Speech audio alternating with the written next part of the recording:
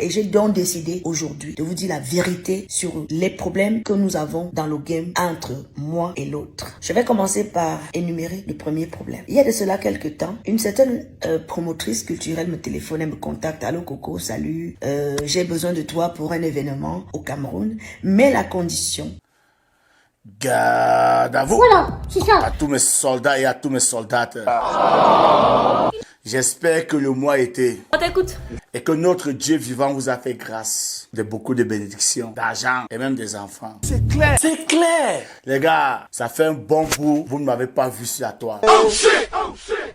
Ce tout-ci, je viens parce que c'est gâté. Je vous dis que c'est gâté. Hey, si la maman l'a fait comme ça là, et l'autre maman là répond à ses attaques ou à ses dénonciations entre célébrité et célébrité, où est-ce que nous on va se positionner? Les gars, c'est gâté. Ça fait très longtemps que je n'étais pas sur la toile. Mais depuis la semaine dernière, en parcourant la toile, je suis tombé sur la page de Coco Argenté. Et ça a attiré mon attention. Parce qu'elle a fait beaucoup de posts. Quand je dis beaucoup, pas tellement, mais 1 ou 2 posts sur notre diva, Lady Ponce. Elle accuse Lady Ponce d'être derrière tous ses malheurs et tous ses déboires. Les gars, partagez la vidéo. Partagez la vidéo. C'est gâté. Partagez la vidéo. Les gars, je vous dis c'est gâté. Donc, Coco Argenté se plaint, visage découvert, que c'est Lady Ponce qui est derrière toutes ces attaques de la passe, tous ces boycotts, tout ce qu'elle a subi, les contrats qu'elle a perdus. Elle dit qu'elle a même essayé d'appeler Lady Ponce, mais Lady Ponce a toujours tourné. Même quand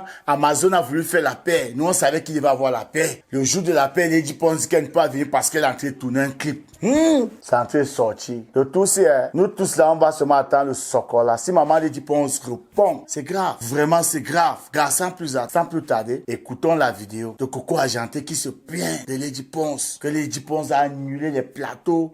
Écoutons et on revient juste derrière pour donner notre avis. Et j'ai donc décidé aujourd'hui de vous dire la vérité sur les problèmes que nous avons dans le game entre moi et l'autre. Je vais commencer par énumérer le premier problème. Il y a de cela quelques temps, une certaine promotrice culturelle me téléphone, elle me contacte. Allô Coco, salut, j'ai besoin de toi pour un événement au Cameroun, mais la condition c'est que tu n'arrives pas au Cameroun pendant 3 mois, tu ne prestes pas au Cameroun pendant 3 mois et tu seras accompagné dans ce plateau avec Linda Raymond et Dora Deka. Je dis ok, c'est magnifique, c'est une belle idée, c'est un beau plateau, waouh, oui, j'accepte les conditions. Les communications commencent, les photos, les affiches, les médias, les télés, avec les spots, etc., etc.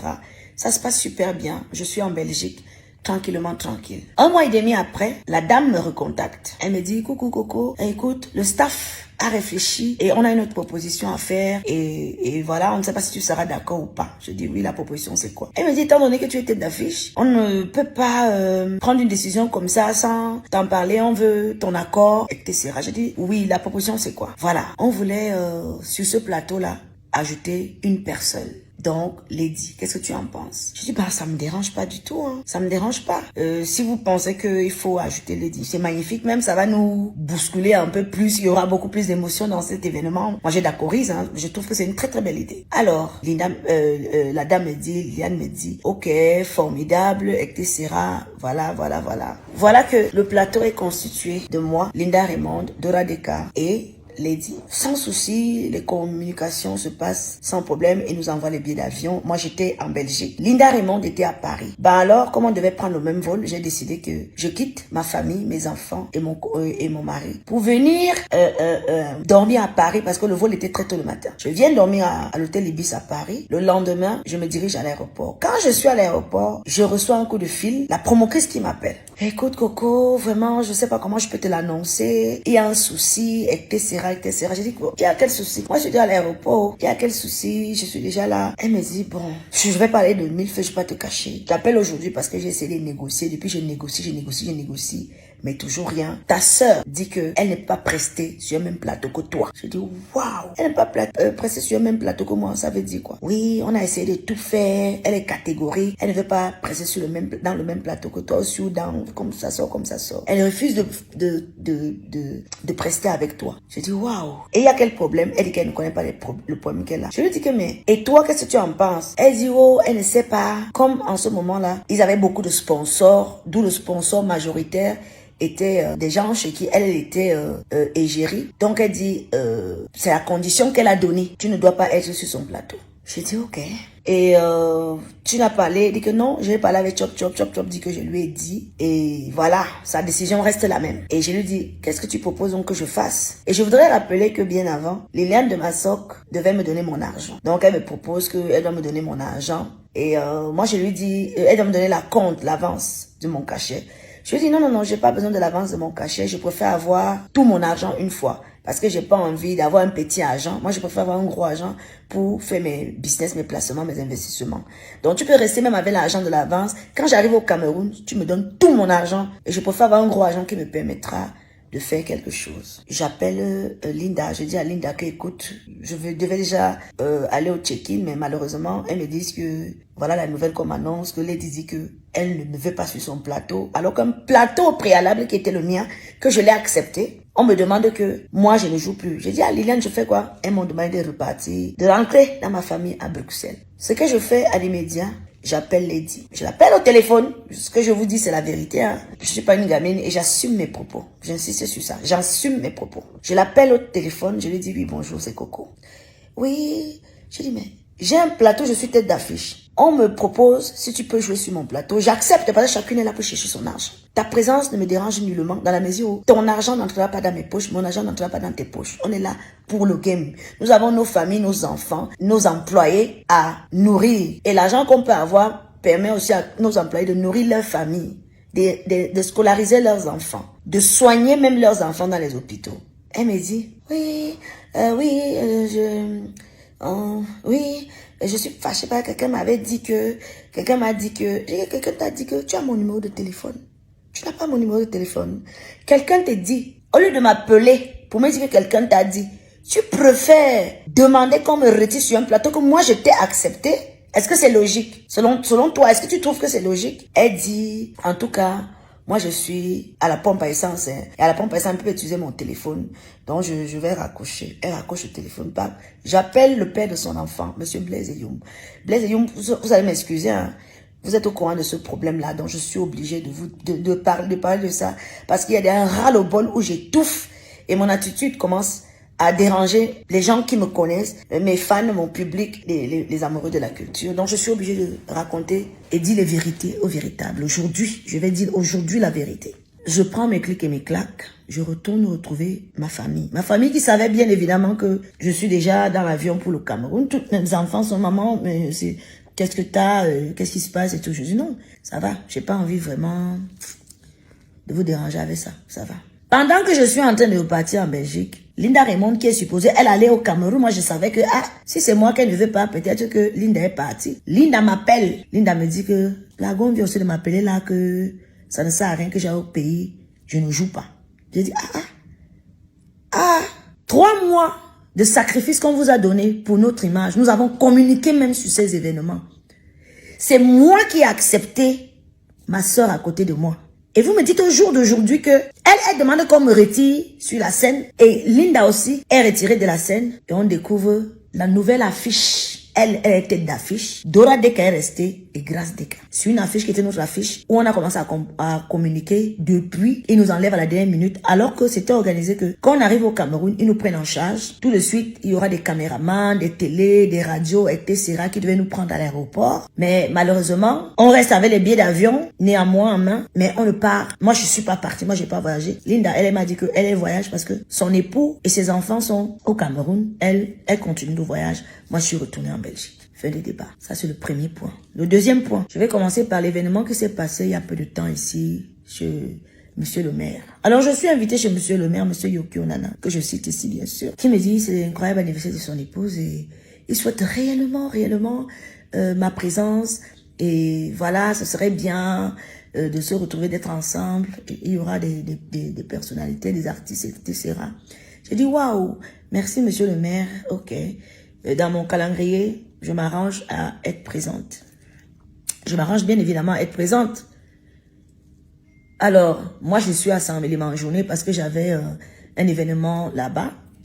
Je reviens. C'est vrai que c'est un peu tard. Il me demande, est-ce que tu seras là? Est-ce que tu seras là à temps et tout?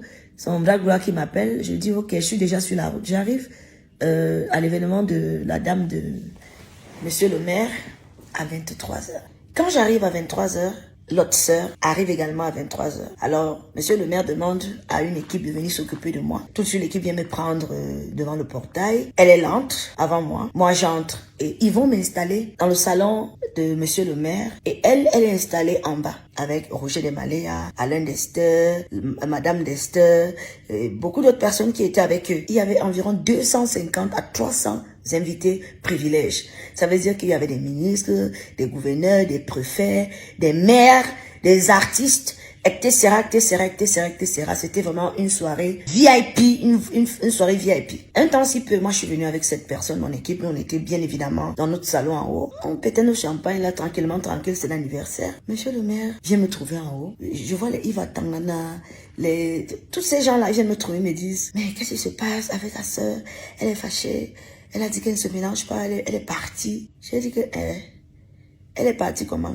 Parce que ta présence, elle ne veut pas ta présence, oh, et tout, et tout, et tout. J'ai dit que maman, pardon, je suis venue boire mon champagne ici, là, parce que monsieur le maire m'a invité. Je ne suis pas quittée de chez moi pour venir à l'anniversaire. Je ne fais pas le je m'invite. Elle est partie, bon, c'est ce qu'on m'a expliqué. Le monsieur Yves Attan vient me demander avec monsieur Serge Tamba, s'il te plaît, Coco, est-ce que tu peux alors accompagner madame le maire avec le gâteau? C'est elle qui était supposée faire ça, hein, je vais dire qu'elle est plus proche que moi. Est-ce que tu peux prester à cette soirée? J'ai dit, bah, moi j'ai pas de souci, hein. On m'appelle d'aller accompagner madame le maire avec le gâteau à l'entrée, c'est moi qui chante joyeux anniversaire, tranquillement, tranquille. Elle n'est plus là, elle est partie parce que je suis là. Je leur offre une prestation, ça se passe bien.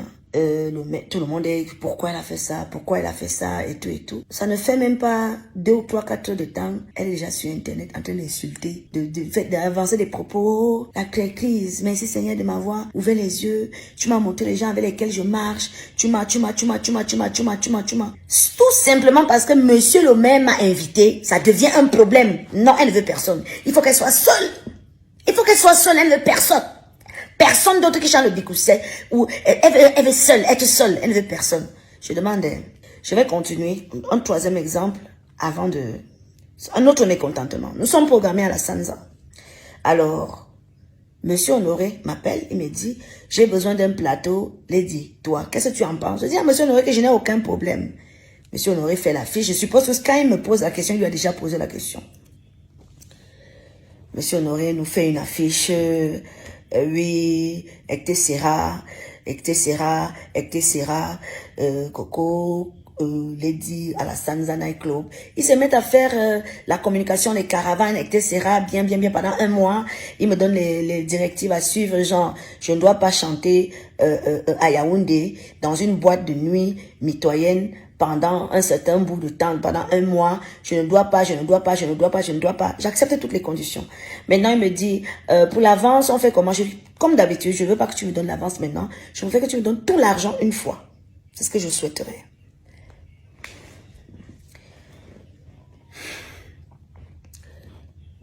Je suis là, moi je sais que j'ai pas de soucis, je suis chez moi, au Cameroun même, là j'étais au Cameroun à la maison.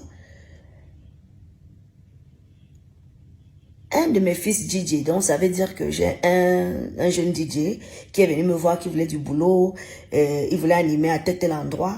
Je suis allée voir monsieur Honoré, qui est le propriétaire de la Sanza. Je lui ai dit, j'ai un de mes fils, je viens avec lui, je te le présente, tu essaies de le juger, tu vois si c'est un bon DJ, tu me dis, tu le gardes, ou c'est les jeunes qui cherchent le travail. Donc à mon niveau, ce que je peux aider, c'est aider avec mes relations. C'est comme ça que Longchamp est engagé à la Sanza. Je suis chez moi. C'était un mercredi. Et je vais prester vendredi. Donc, j'ai fait 1 mois sans prester dans une boîte de nuit à Yaoundé parce que je devais prester le dernier vendredi de ce mois et on était mercredi. Je suis à la maison. Longchamp m'appelle. Il me dit, allô, ma mère. Je dis, oui. On va t'appeler là tout à l'heure pour t'annuler. Elle vient d'appeler. On était au bureau de monsieur Honoré. Donc, apparemment, ils étaient en train de faire une réunion, je ne sais pas de quoi. Elle a appelé. Et quand elle appelle, apparemment, elle dit que, oh, le plateau là, comment compliqué, qu'elle ne veut pas jouer avec moi. Longchamp m'appelle et me dit, on va t'appeler pour t'annuler. Fils, je dis les noms parce que je sais que vous tous m'avez dit que quand j'aurai mon ras le bol, chacun dit, oui, je vais assumer parce que j'avais dit. Et d'ailleurs, ce que tu as dit, c'est vérifié. Donc, voilà. On va t'appeler là que tu ne prestes plus et tout, et tout, et tout. Parce qu'elle a appelé qu'elle ne veut plus prester avec toi. Et je confirme même ses propos. Parce que 2 heures après, Paul Désir m'appelle au téléphone. Allô, Coco? Tu as eu monsieur Honoré au téléphone? Je dis non, non, non, je ne l'ai pas eu. Pourquoi? Il vient de donner l'ordre médiatique qu'on arrête toute communication sur ton événement. Je dis, ok, comment ça? Aujourd'hui, c'est mercredi. Je dois jouer vendredi. Et je n'ai même pas d'abord pris l'avance. Comment se fait-il que on m'annule? Longchamp m'avait déjà dit qu'on va m'annuler. Et il m'avait donné la raison. Et je confirme ce que Longchamp dit dans la mesure où 2 semaines après qu'il m'ait annulé, j'ai rappelé d'abord monsieur Honoré. Je l'ai appelé en vain. Il ne m'a plus jamais décroché au téléphone. Jamais décroché alors qu'il y avait de bons rapports avec lui avant. 2 semaines après, ils refont une affiche. Oui, à la Sansa Night Club, elle est seule sur l'affiche. Donc, ils ont annulé mon événement où moi, j'étais avec elle.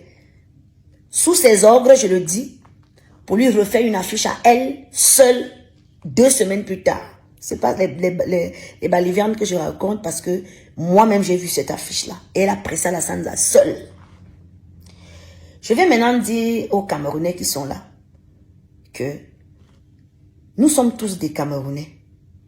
Et nous connaissons comment ce pays-ci est difficile. Si tu te réveilles pas le matin pour réfléchir, comment tu vas faire même pour l'avenir de tes enfants, comment ça va se passer même pour ton avenir, ce que tu vas manger aujourd'hui, tu vas pas t'en sortir. Aucun ministère, je dis bien aucun ministère, n'aide quelqu'un ici là que je te produis, jamais. Nous sommes obligés en tant que citoyens de se battre seuls. De se battre seul, de se lever chaque matin, de se battre pour pouvoir avoir de quoi manger pour nos enfants, pouvoir voir comment s'occuper de nos employés qui travaillent parce que ils ont aussi leur famille, ils ont leurs parents, ils ont, tu es obligé de te lever le matin, réfléchir comment avoir l'argent. Personne n'a la cuillère en or dans la bouche. D'autres personnes se disent que, oh, Coco n'est pas, elle est bête, elle est boulot. Je ne veux pas ce langage-là. Je suis camerounaise. Et je voudrais vous dire, c'est pas parce que je suis même boulot. Je l'assume que je reçois des aides quelque part. Je ne reçois aucune aide quelque part. Je n'ai jamais reçu une aide quelque part. Je dis bien, aucunement. Je suis obligée de me réveiller seule pour réfléchir. Et je voudrais dire à la diaspora aujourd'hui que pour que je puisse convaincre le public camerounais, que le public camerounais m'accepte en tant qu'artiste, ce n'était pas facile dans la mesure où on disait toujours que, oh, les artistes de la diaspora, là, quand ils arrivent au Cameroun, on vient Ouattien, ils ne savent rien. Je suis la seule artiste camerounaise, je le confirme, qui a marqué l'esprit des Camerounais. Je suis quittée de la diaspora pour venir convaincre le Cameroun que oui, c'est possible. C'est possible qu'une diaspora puisse aussi se lever et proposer des choses différentes, même au niveau de la culture. C'est déjà un pas. C'est déjà un pas. Une diaspora dont on ne croyait pas, on se disait que les Mbenguis, ils arrivent là, les Mbenguis. Je suis la seule Mbenguis qui est venue s'installer au Cameroun, s'imposer au niveau culturel. Et je vous dis, pour arriver à ce niveau, ça n'a pas été facile pour moi. Ça n'a pas été facile pour moi. Vous avez vu mon père, le pygmée de Djoum. Il a pris sa retraite, il vit dans son village là-bas. Ma maman à moi, elle est décédée, elle est morte. Donc je suis obligée depuis très très jeune, obligée de me battre durement, comme chaque citoyen camerounais. Personne n'a de faveur dans ce pays, qu'on va te prendre un truc, on te donne un job. Non, non, non, tu dois te lever, travailler et croire en ton travail. Et je parle aujourd'hui parce que j'ai l'impression qu'il y a un acharnement vis-à-vis de ma personne.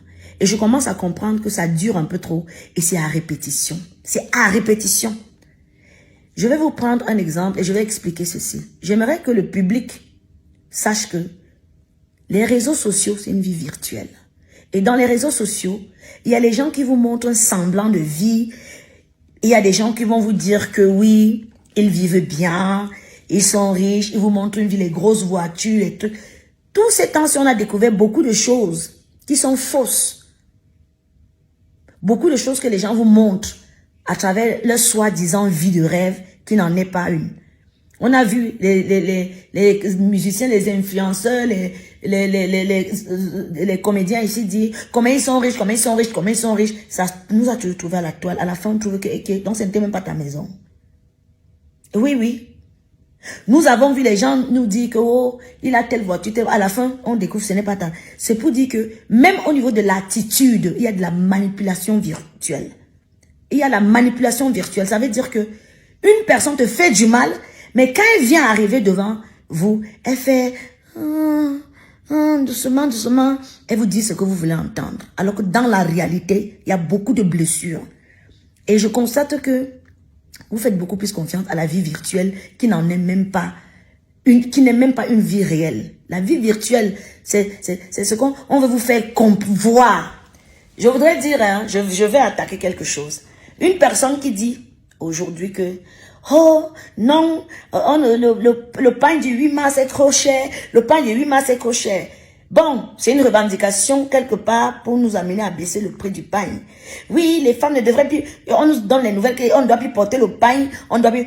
Mais c'est toi qui viens parler du pain du 8 mars de façon virtuelle pour montrer au public que tu as pitié du public. Mais le même jour, le même soir, c'est toi qui portes ce pain.